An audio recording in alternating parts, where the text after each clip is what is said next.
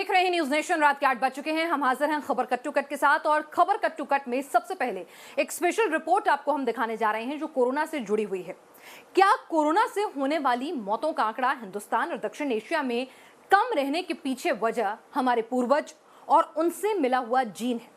आप सब सोच रहे होंगे हम ये क्या बात कर रहे हैं और किस तर्क पर कर रहे हैं। दरअसल अगर आप देखें, कोरोना की दूसरी वेव ने हिंदुस्तान में त्राहिमाम मचाया। कोरोना बहुत तेजी से फैला, उसका म्यूटेटेड वायरस जो है बेहद खतरनाक है। लेकिन अगर आप इससे होने वाली मौतों के आंकड़ों को टटोलेंगे तो यूरोपीय देशों के मुकाबले दक्षिण एशियाई देशों में, भारत में ये आंकड़े जो हैं, मरने वालों की तादाद जो है उनके मुकाबले कमतर है। और इसके पीछे जब BHU के कुछ रिसर्चर्स ने, वैज्ञानिक ने शोध किया तो उन्हें मिला एक ऐसा जीन जो हमारे पूर्वजों की बदौलत है और जिससे हम कोरोना से होने वाली मौतों के आंकड़ों के मुकाबले में दूसरे यूरोपीय देशों की तुलना में काफी बेहतर स्थिति में है। तो क्या है ये पूर्वजों के जीन का कोरोना कवच, समझिए।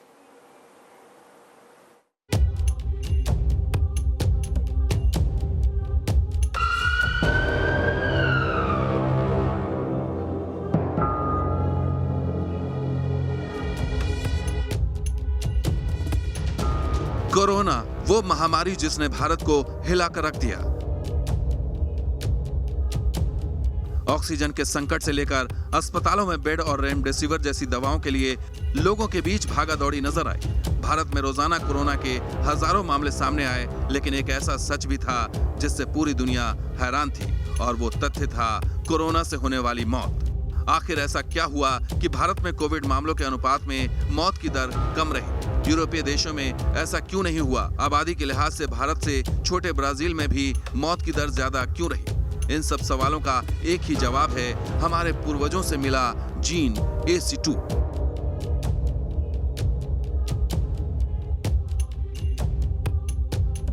कैसे हमारे पूर्वजों का ये जीन कोरोना से मौत के खिलाफ हमारा कवच बना? क्या है इस AC2 जीन की खासियत और क्यों ये भारत और उसके पड़ोसी देशों के अंदर ही मिला? इन सब सवालों का जवाब हम आपको देंगे, लेकिन पहले दुनिया के अलग अलग देशों में कोरोना के मामले और उनसे हुई मौत का अनुपात देख लेते हैं। भारत में कोरोना के तकरीबन 3 करोड़ केस सामने आए थे और कोविड से मौत हुई तकरीबन 3 लाख, यानी कोविड से मौत का रेट रहा तकरीबन 1%। अमेरिका में कोरोना के तकरीबन 3 करोड़ 40 लाख केस सामने आए और मौत हुई तकरीबन 6,15,000, यानी 2% से ज्यादा। ब्राजील में कोरोना के तकरीबन 1 करोड़ 74 लाख केस सामने आए और कोविड से मौत हुई तकरीबन 4,88,000, यानी तकरीबन 3%। यानी भारत, या यूं कहें कि भारतीय उपमहाद्वीप में रहने वाले लोगों की मौत की दर दूसरे विकसित देशों से काफी कम रही। अब समझिए कैसे हमारे पूर्वजों से मिली सौगात ने हमें कोरोना की दर्दनाक मौत से काफी हद तक दूर रखा। वर्तमान मानव आज के रूप में हजारों साल के बायोलॉजिकल विकास के बाद पहुंचा है। तकरीबन 40,000 साल पहले इस धरती पर हमारे पूर्वज रहते थे, जिन्हें नियंथ्रेडल कहा जाता था। बनारस हिंदू यूनिवर्सिटी के रिसर्चर्स ने जब कोरोना से मौत को खंगालना शुरू किया तो सामने आया नियंथ्रेडल्स के अंदर AC2 नाम का जीन होता था, जो सबसे ज्यादा मात्रा में आज तक भारत और बांग्लादेश में रहने वाले लोगों तक ट्रांसफर हुआ है। रिसर्चर्स के मुताबिक यही AC2 जीन कोरोना के खिलाफ एक गेटवे की तरह काम करते हैं और इसी वजह से भारत, बांग्लादेश या नजदीकी मुल्कों में कोरोना से होने वाली मौतों का अनुपात कम रहा है। हमारे सबके अंदर एक AC2 जीन पाया जाता है जो कि कोरोना वायरस के लिए गेटवे का काम करता है। मतलब एक दरवाज़ा है जिसको कि कोरोना वायरस बिना उस दरवाजे के हुए हमारे अंदर घुस ही नहीं सकता है। तो हमारे यहाँ हमने देखा कि 60% लोगों में दरवाज़ा बहुत ही कॉम्प्लिकेटेड है, तो वायरस को उस दरवाजे से एंट्री करने में बहुत मुश्किल हो रही है। मतलब हमको इन्फेक्ट करने में या हमको हॉस्पिटल जाने के लिए हमारे कम लोग जो है 40% लोग ही जो है ससेप्टेबल हैं, ठीक है। लेकिन यूरोप में देखें तो खाली 20% लोगों में ये जीन पाया जाता है। मतलब 20% लोगों में ये एंट्री पॉइंट जो है वो कॉम्प्लिकेटेड है, लेकिन 80% लोगों में बहुत इजी है। तो 80% लोगों को ये वायरस इजीली इन्फेक्ट कर सकता है, उनको हॉस्पिटल भेज सकता है, उनकी मृत्यु हो सकती है। बनारस हिंदू यूनिवर्सिटी ने कोविड डेथ पर जो रिसर्च तैयार किया है उसमें सामने आया कि दुनिया में कोरोना से संक्रमित होने वाले लोगों में मौत की दर प्रति 10 लाख पर 2000 रही, लेकिन भारत में यह आंकड़ा तकरीबन 87 था। जो निएंडरथल से जो जीन अभी मॉडर्न ह्यूमन में आया है वो कहीं ना कहीं मेजर रोल प्ले कर रहा है सीवियरिटी जो कोविड-19 हो रही है उसमें। बट हम लोगों ने ACE2 जीन का एक अपना पेपर पब्लिश किया था और हमने ग्रेडियंट पाया था कि महाराष्ट्र से लेके जब हमने नॉर्थ ईस्टर्न रीजन तक पूरा हम लोगों ने उसका देखा उस जीन का प्रेजेंस, तो मिला कि महाराष्ट्र में ACE2 का कम था, जबकि नॉर्थ ईस्टर्न रीजन में उसका फ्रीक्वेंसी ज़्यादा था। और जो कहीं ना कहीं सेम डाटा अगर हम कोरिलेट करना चाहें केस फैटेलिटी रेट से या फिर मोर्टेलिटी रेट से, तो वो एकदम सिग्निफिकेंट कोरिलेशन मिल रहा था। BHU के इस रिसर्च में यह भी कहा गया है कि भारतीय निवासियों में ACE2 जीन का ट्रांसफर तकरीबन 60% तक है, जबकि पूर्वोत्तर के राज्यों में रहने वाले लोगों के अंदर ACE2 जीन का ट्रांसफर 80 से 90% तक हुआ है। इसी वजह से लोग कोरोना संक्रमित तो हुए, लेकिन मोर्टेलिटी रेट ज्यादा नहीं बढ़ा। यह रिसर्च साफ साफ कहती है कि हमारे पूर्वजों यानी निएंडरथैलर्स से मिले इस जीन की सौगात ने ही कोरोना डेथ के काल को काफी हद तक हिंदुस्तान को दहलाने से बचा लिया। ज्ञानेश्वर चौबे और उनकी टीम ने नई रिसर्च में पाया है कि ACE2 जीन भारतीयों को काफ़ी हद तक कोरोना वायरस से बचाती रही है और इसी का नतीजा ये रहा है कि यूरोप के मुकाबले भारतीय उपमहाद्वीप में कोरोना वायरस से मौत कम हुई है। दूसरी तरफ उन्होंने अपने रिसर्च में यह भी पाया है कि आदिम मानव निएंडरथल के जीन का असर यूरोप में बहुत ज़्यादा हुआ है, क्योंकि वहाँ पर संक्रमण भी तेज हुआ है और डेथ रेट भी बहुत ज़्यादा रही है।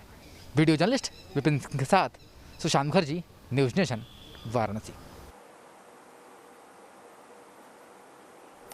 हमारे पूर्वजों के जीन्स हमारा रक्षा कवच तो बन रहे हैं, लेकिन सवाल यह है कि हमारे सिस्टम की बदहाली किस तरह से कोरोना को आमंत्रण दे रही है। कोरोना की दूसरी लहर जब ठंडी हुई तो कई खुलासे हो रहे हैं, सिस्टम के फेलियर सामने आ रहे हैं, कहीं कोरोना की मौतों की गलत गिनती हो रही है। तो कुंभ में एक सबसे बड़ा घोटाला हुआ है, सीधे सीधे मौत का घोटाला हुआ है अगर हम ये कहें।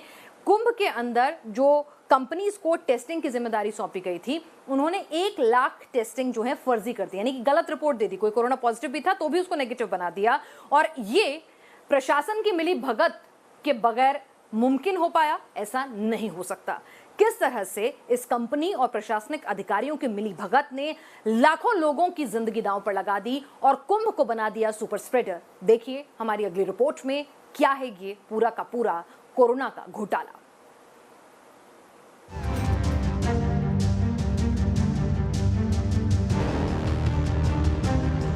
हरिद्वार कुंभ में कोरोना टेस्टिंग के नाम पर करोड़ों का घोटाला।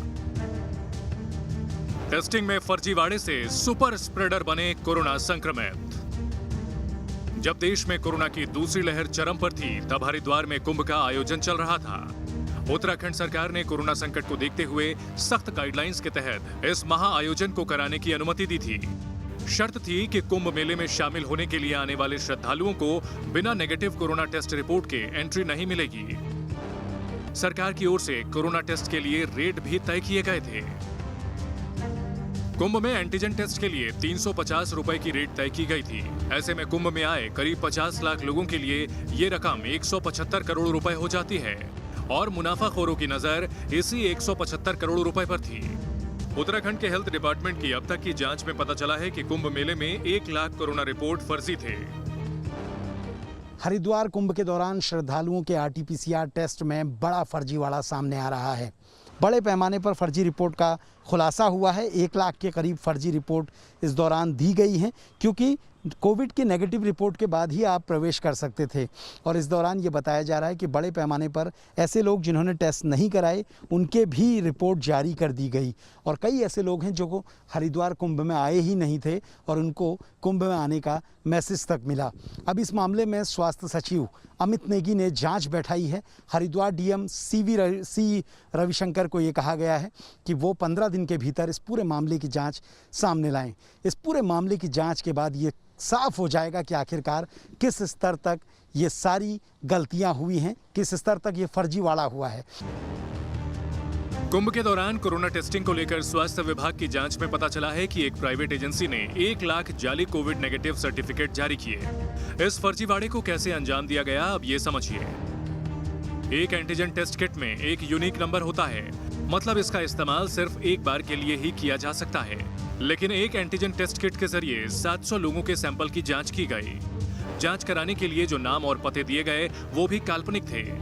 एक जांच रिपोर्ट के मुताबिक हरिद्वार के हाउस नंबर 5 से करीब 500 सैंपल लिए गए। जिस तरह से कुंभ मेले के दौरान कोरोना टेस्ट रिपोर्ट में हरिद्वार के एक ही घर से 500 लोगों का सैंपल लिया गया था, ऐसे में सवाल उठने लगा कि क्या एक घर में 500 लोग रह सकते हैं।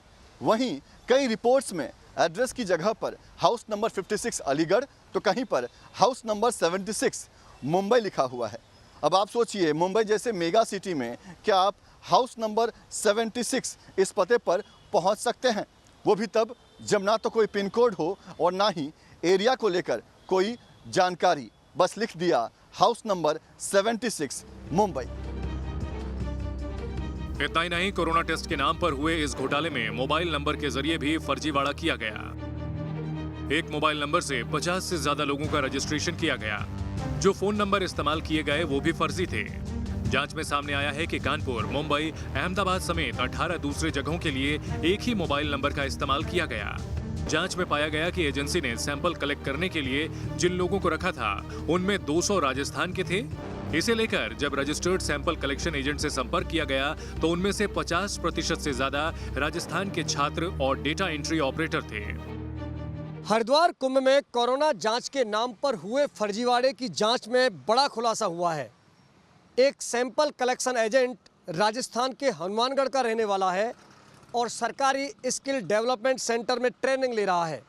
उससे जब बात हुई तो उसने बताया कि वो कभी कुंभ मेले में शामिल हुआ ही नहीं है। जाहिर है मुनाफाखोरों ने कुंभ जैसे मेले में पुण्य कमाने की जगह महापाप किया।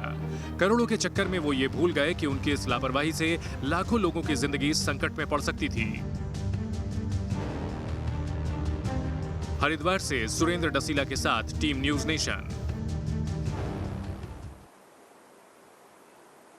और आगे बढ़ते हैं, अब बात करते हैं उत्तर प्रदेश में आगामी विधानसभा चुनावों की तैयारी की, सुगबुगाहट की। जिस तरह से योगी आदित्यनाथ ने दिल्ली में मुलाकातें की, मुलाकातों का दौर, बैठकों का दौर चलने निकला, उससे साफ है कि अब तैयारियां शुरू हो गई हैं।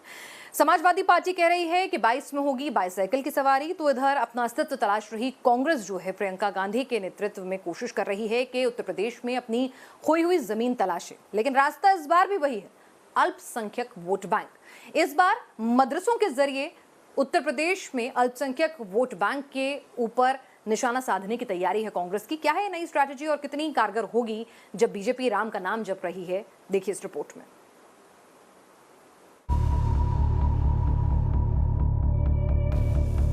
मदरसों को हमने अहमियत दी है। जो 10-10, 15-15 परिवारों को के बच्चों को पढ़ाने के लिए जो मदरसे बने हैं उनसे हमने संपर्क किया है। उनके जो एजेंडे हैं, उनके जो सवाल हैं उसको नोट किया जा रहा है और ये सब मैनिफेस्टो कमेटी का हिस्सा बनाया जाएगा। सुना आपने कांग्रेस के यूपी माइनॉरिटी सेल अध्यक्ष शहनवाज आलम को, जो 2022 के यूपी विधानसभा चुनाव के लिए कांग्रेस की रणनीति बता रहे हैं। और इस रणनीति की बुनियाद में है मदरसे। 2017 में राहुल गांधी और अखिलेश यादव यूपी के लड़के बनकर चुनाव मैदान में उतरे थे। उन्हें मुंह की खानी पड़ी थी और इस बार राहुल की कांग्रेस के टारगेट पर हैं यूपी के मदरसे। शहनवाज आलम के मुताबिक आने वाले विधानसभा चुनाव के लिए कांग्रेस मदरसों के लिए आउटरीच प्रोग्राम का आगाज करने वाली है। तो क्या मदरसों के जरिए कांग्रेस का टारगेट तकरीबन 20% मुस्लिम आबादी तक पहुंचना है? इसी सवाल ने यूपी की सियासत में बयानबाजियों का दौर शुरू कर दिया। कांग्रेस पार्टी मदरसों में भी जाएगी, दूसरी कम्युनिटीज के स्कूलों में भी जाएगी, मंदिर, मस्जिद, गुरुद्वारा वहाँ भी अप्रोच करेगी। कांग्रेस पार्टी उत्तर प्रदेश की सारी जनता को साथ लेकर चलेगी। कांग्रेस पार्टी कभी भी डिस्क्रिमिनेट नहीं करती है। ऐसे ही कांग्रेस है जिसने हमेशा तुष्टीकरण और संप्रदायवाद की राजनीति की, जिसने आतंकियों को महिमा मंडित किया। आज वो कह रही है कि हम मदरसों को, प्राइवेट और सरकारी मदरसों को एक करेंगे। मदरसों की तुम बात कर रहे हो, हम मॉडर्नाइजेशन की बात कर रहे हैं, हम नए भारत की बात कर रहे हैं। मोदी जी एक हाथ में कुरान, एक हाथ में लैपटॉप देने की बात कर रहे हैं। तुमने कटोरा दे दिया खाली मुसलमानों को, और कब तक वोट लिया? 50 साल तक तुमने बेवकूफ़ बनाया उनको। ऐसे ही दलित समाज को तुमने बनाया। तो अब कुछ नहीं मिलने वाला इन लोगों को। ये सब ड्रामे और नाटक इनके बंद हो चुके हैं। राजनीतिक हलकों में एक और सवाल गूंज रहा है, क्या राहुल गांधी उसी माइलेज को हासिल करना चाहते हैं जो दीदी ने बंगाल में आजमाया और बीजेपी की जबरदस्त टक्कर को धता बता दिया? मुस्लिम समुदाय के कुछ बड़े नुमाइंदों के साथ ही साथ ममता बनर्जी को फुरफुरा शरीफ के तोहा सिद्दीकी का भी समर्थन मिला था, जिसके चलते अब्बास सिद्दीकी का डेब्यू चुनाव फुस्सो हो गया। मुस्लिम बहुल सीटों पर टीएमसी ने जोरदार प्रदर्शन किया और नतीजा क्या हुआ वो सबके सामने है। हो सकता है कि राहुल गांधी की नजर भी इसी किस्म की रणनीति पर हो, लेकिन कांग्रेस को यह भी याद रखना होगा कि बंगाल और यूपी के समीकरण में जमीन आसमान का अंतर है। वहां बीजेपी के सामने सिर्फ टीएमसी थी, जबकि यूपी में मुस्लिम वोट बैंक के अलग अलग हिस्सों में अलग अलग स्टेक होल्डर्स हैं। Team news nation. और आइए आपको दिखाते हैं देश की राजधानी दिल्ली में किस तरह से शराब के नशे में धुत एक कार चालक ने 2 लोगों को मौत के घाट उतार दिया। 3 लोग अभी भी अस्पताल में जिंदगी और मौत के बीच झूल रहे हैं। दिल्ली के दरियागंज इलाके में ये हादसा हुआ है, जहां पर सीसीटीवी कैमरा में ये हादसा कैद हो गया। सीसीटीवी कैमरे में कैद हुए इस हादसे में आप देख सकते हैं कैसे ये कार चालक जो है आड़े टेढ़े ढंग से गाड़ी को ले जा रहा है। साफ पता चलता है कि कार के ऊपर उसका कंट्रोल नहीं है और वो एक ई रिक्शा को टक्कर मारता है और उसे घसीटते हुए आगे तक ले जाता है। पुलिस ने बमुश्किल इसका पीछा करते हुए इसे पकड़ा है और पकड़ने पर ये चालक नशे में धुत बताया जा रहा था। राजधानी दिल्ली का हिट एंड रन ये केस है, किस तरह से राजधानी दिल्ली में दरियागंज इलाके में ये सड़क हादसा हुआ है। करीब 2 किलोमीटर तक पीछा करने के बाद ड्राइवर समेत 2 लोगों को पुलिस ने गिरफ्तार कर लिया है।